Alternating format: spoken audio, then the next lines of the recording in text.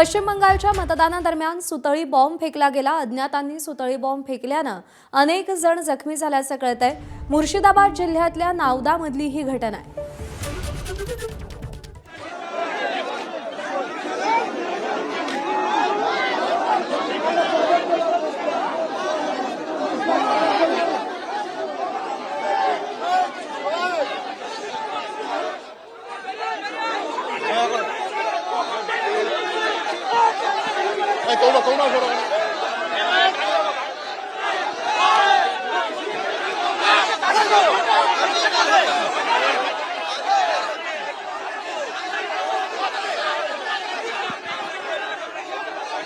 पश्चिम बंगालमधल्या निवडणुका मतदान हे कायमच संवेदनशील असतं। पोलिसांवरती इथली सगळी सुरक्षा सांभाळण्याचा मोठा तणाव असतो आणि दरवेळी कोणता ना कोणता विवाद या मतदानावेळी निवडणुकीवेळी होताना आपण पाहिलेला आहे आणि त्याची सुरुवात देखील झालेली आहे। मुर्शिदाबादमधल्या नावदामध्ये अज्ञातांनी सुतळी बॉम्ब फेकल्यामुळे मोठा तणाव निर्माण झालेला आहे।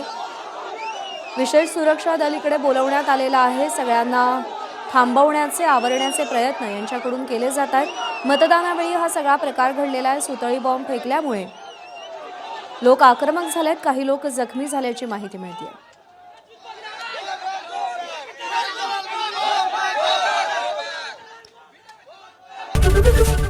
एबीपी माझा, उघडा डोळे बघा नीट।